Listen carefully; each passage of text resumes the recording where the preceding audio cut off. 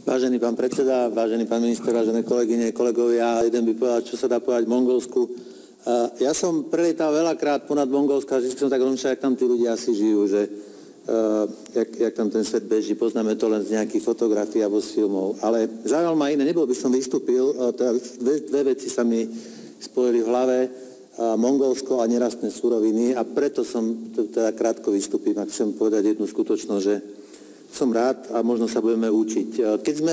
Keď som analyzoval pri tých indiánskych obchodoch, čo nám tu ponúkajú, viete to, keď prišli Španieli k Indiánom, tak im z klička dávali a tým nosili zlaté sošky, tak aj tu prídu investori, ktorí v detve povedia, že internet pre dedinčanov zadarmo a za to chcú vedľa nich ťažiť.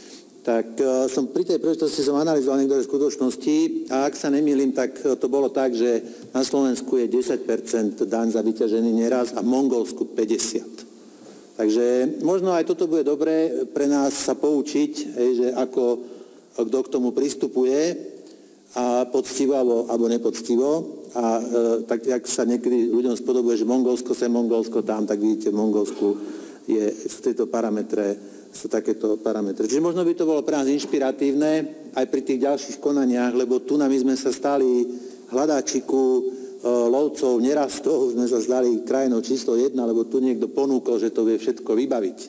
Viete, v Mongolsku predpokladám, že keď nájdu nejakú mednú baňu pod churtami či jurtami, tak s tými ľuďmi rozprávajú slušne, alebo už aj v Afrike rozprávajú s tými ľuďmi slušne a tie hlinené chatrče im aspoň presunú.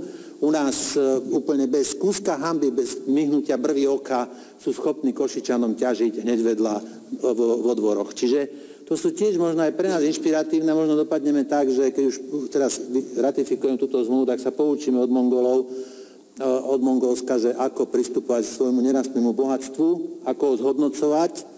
Nie pre potreby úzkých skupín, však to už všetci dávno dobre vieme, ale možno aj pre ľudí tej ktorej krajiny, už keď sa narodili do krajiny, kde nejaké bohatstvo je, aby z toho niečo mali, keď už sa to ťaží, alebo keď sa usúdi, že netreba ťažiť, respektíve keď niekto usúdi, že treba ťažiť, aby ste nezničili niekomu život a ešte to tu ľuďom predali pomaly ako, neviem, aký bohumilý, pardon za výraz, bohumilý projekt. To už niekedy tie absurdity, čo sa tu ľuďom podsúva, že čo je ako pre ľudí tejto krajiny významné, rozum žasne. To si podľa mňa už nedovolia takto prezentovať možno ani tým ľuďom v tých hlinených chatrčiach, keď pod tými hlinenými chatrčami nájdu nejaké ropné alebo medené, alebo neviem aké ložisko. Čiže to som si chcel dovoliť povedať. Som rád, že sa bude ratifikovať zmluva s Mongolskom a verím, že sa teda od Mongolska poučíme, ako si chrániť svoje prírodné bohatstvo a nerastné bohatstvo. Ďakujem.